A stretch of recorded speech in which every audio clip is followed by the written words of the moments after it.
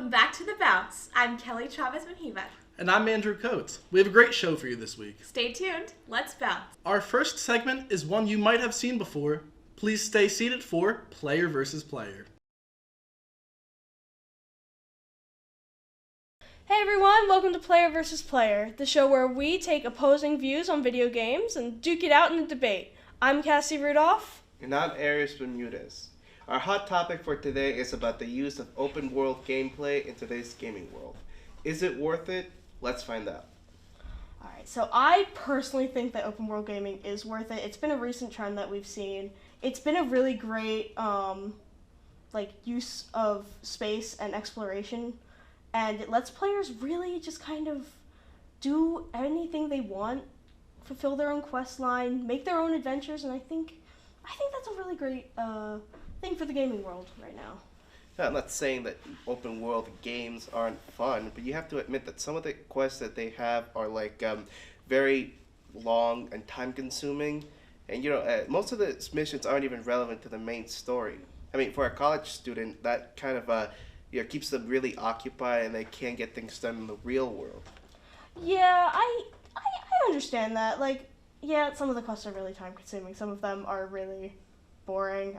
I've done a lot of boring quest lines, but I really like how you can just explore and just kind of, and those quests are optional. You can kind of complete them at your own leisure, at your own pace, and some you don't even have to complete at all, and it just makes your story a whole lot richer, a whole lot more of an experience of your own. What about the glitches that we have?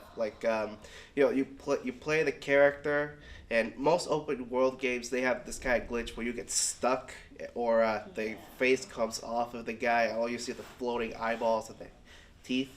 What are you gonna do with it? This is true. This is true, but we're just kind of living in this world. It's going to improve, and we're gonna get better. I think it's gonna become a trend. I think open world gaming is worth it, and I think it just needs a little more time. Anyway, that's all the time we have for now, so let us know in the comments below what your opinion is on open world gameplay. Cassie, thank you so much for the lovely debate. And thank you, Aries. And I want to thank all of our lovely viewers for watching Player vs. Player.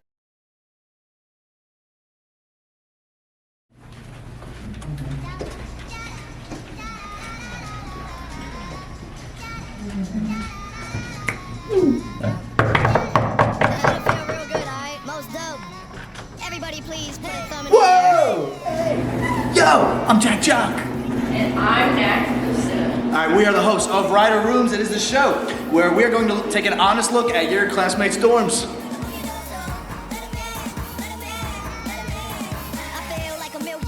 Today, we will be touring and showcasing 4 lucky Rider student dorms. Hi, I'm Grace Vasquez. Hi, my name is Emily O'Connor. Hi, I'm Brian. Hi, I'm Bryce. Come join us, and we'll go take a look at them. Alright, I got my things. Let's look at some cribs. Go!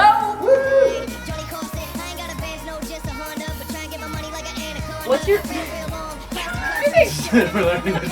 So, Brian.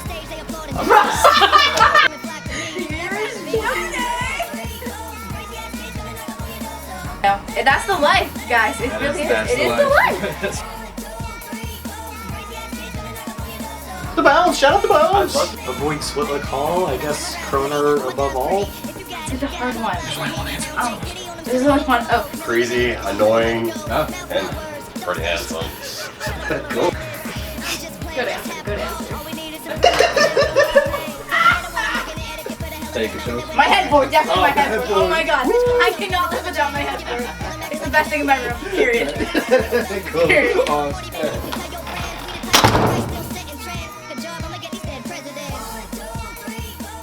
Rider's men's and women's track and field team has won the 2023 MAC Indoor Championship.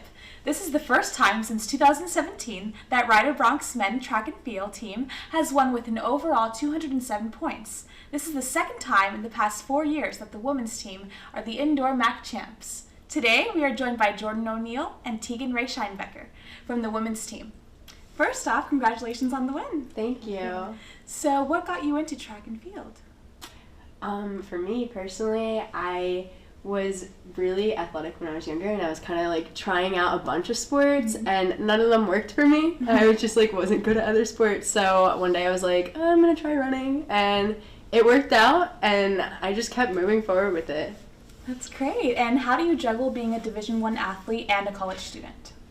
So you kind of have to get into like the routine of it. It's definitely a lot, but once you set up like your own personal schedule, like I know for me it's like practice, class, double, you kind of get used to it, and definitely like setting time aside, I guess, for yourself to do things that you like. Like I love watching TV, so that's what I like to do, and it just kind of like calms you down because like it is a lot, it's so much, and you're like always doing homework, you're always running, so like definitely like I just love to set time aside for myself in the day, and then like I plan it in so no one can ruin it for me. And adding on to that, what does a regular day in your life look like?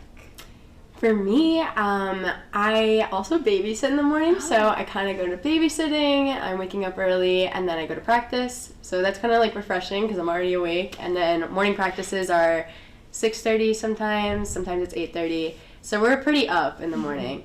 And we do our workouts, we kind of do like our whole fika. We have fika. Fika is like kind of a moment for all of us teammates to just like sit, chill together, and like talk about our days. And then after that, we all kind of like go to dailies together sometimes. Like we'll go in the dining hall, just chill out, hang out, go to classes. I'm online classes, so it works out a little better for me. And then babysitting again, and I just chill. Oh, that's great. So what's next in the track and field season?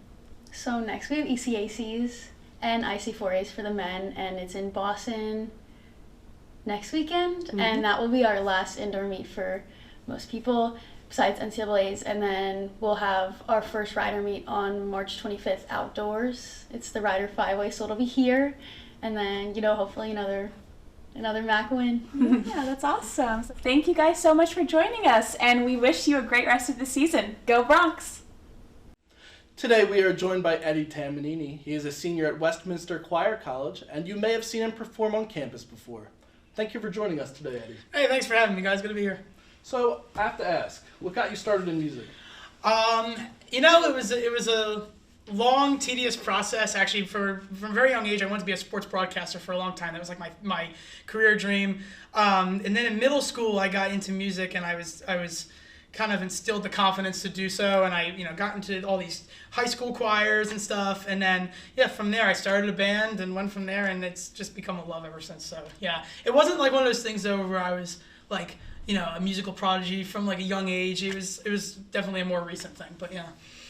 That's awesome. So you have a band called Nothing But a Nightmare, but you also do solo performances. Yeah. So have you released anything new recently, or do you have anything coming up? Yeah, so our band, Nothing But a Nightmare, just put out an album called The Salvation, so that's on all streaming services and all that. Always in the studio, always writing. I usually never stop writing.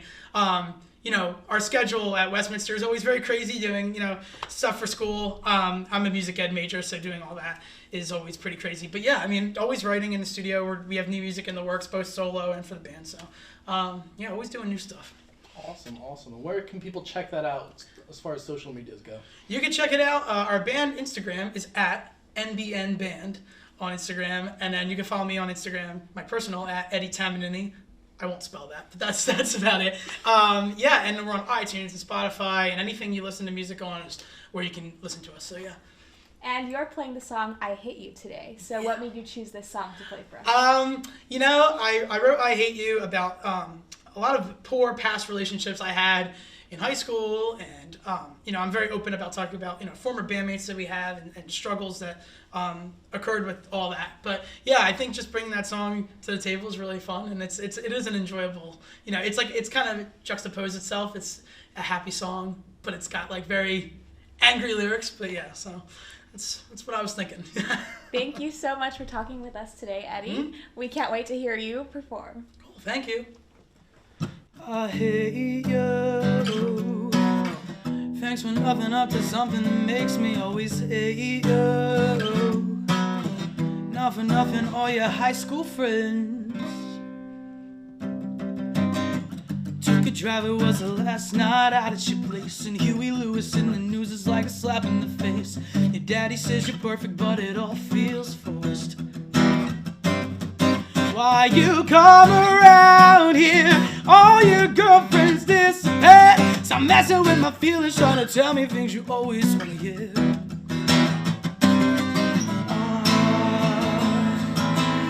Get it through your head, get it through your thick head. I hate you. Thanks for nothing up to something that makes me always hate you. Not for nothing, all your high school friends, they hate you. Narcissistic, good for nothing girls, they never wanna date you. They called you diva, but I think that you're a drama queen. You're a drama queen. Everybody here's got a story about you. Why you come around here? All your girlfriends disappeared. They knew you were a cheater, non-believer, so just get right out of here.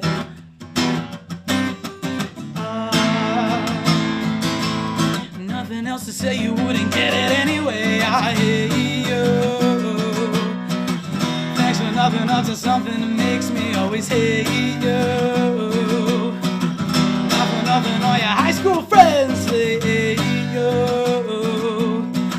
Narcissistic, good for nothing girls, they never wanna date you. Na na na na na na na na na na na na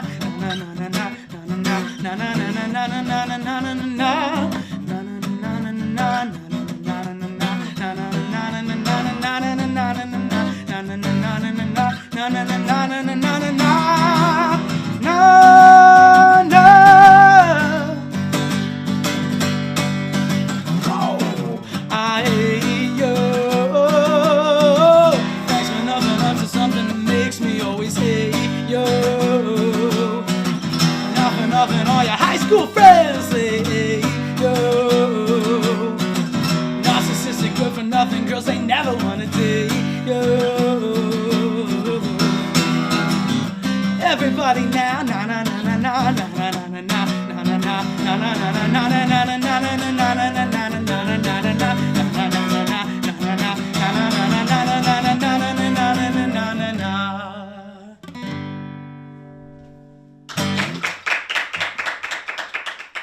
Thank you so much for watching The Bounce. We'd like to thank everyone from the Rider University Network for making this possible. Until next time, this is Kelly Chavez Menjivar and Andrew Coates, signing off.